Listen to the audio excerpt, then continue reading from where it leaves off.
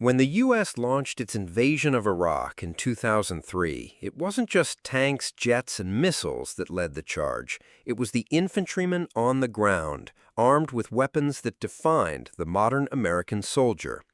From the trusted M4 Carbine to the powerful M249 SAW, these were the tools that shaped the battles of Baghdad, Fallujah, and beyond.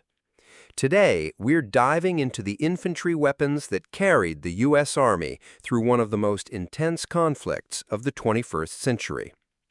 The Iraq War, which began in March 2003, was a lightning-fast invasion followed by years of grueling insurgency warfare. Unlike the Gulf War of 1991, this conflict wasn't only about large-scale battles, it was street fighting, raids, and counterinsurgency operations. For that reason, the weapons carried by individual soldiers became absolutely critical. U.S. infantry relied on a wide array of rifles, machine guns, sidearms, and grenade launchers to fight in cities, deserts, and villages across Iraq. The backbone of the U.S. infantrymen during the invasion was the M4 Carbine. This compact, lighter variant of the M16 was chambered in 5.56 by 45 mm NATO and favored for its adaptability.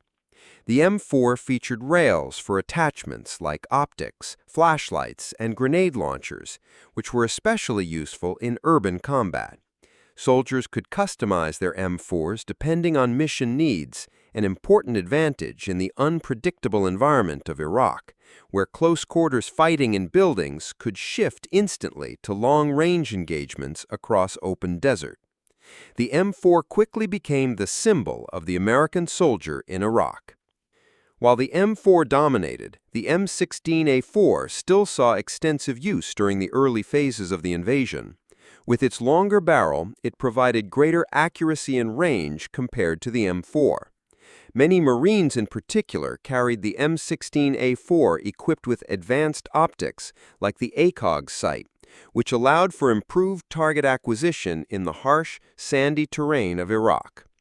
The rifle's long service history made it a reliable choice, but the trend during the war showed a clear shift toward the more versatile M4. No infantry squad is complete without automatic firepower, and for the U.S. Army, that role was filled by the M249 squad automatic weapon. Chambered in 5.56 mm NATO, the SAW could be fed by both belts and magazines, offering sustained fire to suppress enemy fighters. In Iraq's urban settings, where insurgents often attacked from rooftops or ambushed convoys, the SAW's high rate of fire gave soldiers the ability to pin down opponents and provide cover for squad movements. It became one of the most feared and relied upon weapons in the U.S. arsenal. For heavier firepower, the U.S. infantry also carried the M240 general-purpose machine gun. Chambered in 7.62 by 51 mm NATO, this weapon had far greater stopping power and range than the SAW.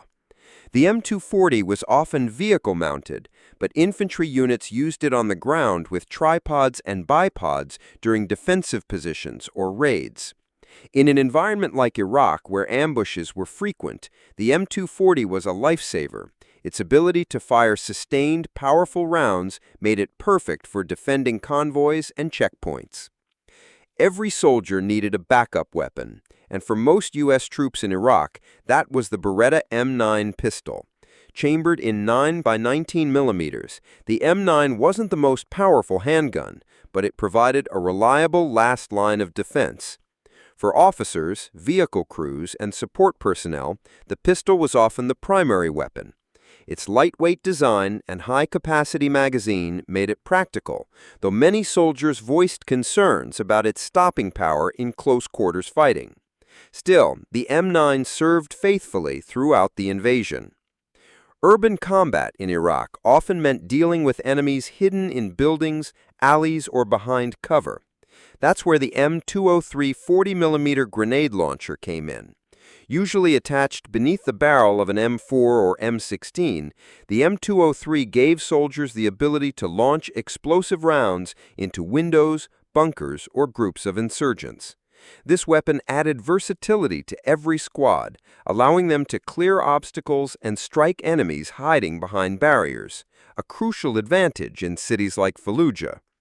Although the Iraqi army collapsed quickly during the invasion, U.S. troops still faced armored threats, bunkers, and fortified positions. The M136 AT-4, a shoulder-fired anti-tank weapon, was essential for these missions.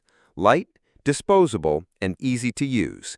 It could take out enemy vehicles or blow through enemy defenses. It gave infantry the ability to handle armored targets without relying on heavier support units. Another weapon that saw use in Iraq was the 12-gauge shotgun, especially the Mossberg 500 and the M1014 Joint Service Combat Shotgun. These were used for breaching doors during raids and clearing close-quarters environments. In a war where house-to-house searches were common, the shotgun was indispensable. Sniper rifles, such as the M24 and M82 Barrett, also played key roles, especially in counter-sniper operations against insurgents in urban environments. The Iraq War showed that war in the 21st century would demand flexibility and adaptability from every infantry soldier. The U.S. Army relied on a wide range of weapons, from carbines to heavy machine guns, each playing a role in missions that ranged from fast-moving invasions to long, drawn-out urban battles. These weapons weren't just tools, they were the backbone of the American infantryman's effectiveness in one of the most complex wars of modern times.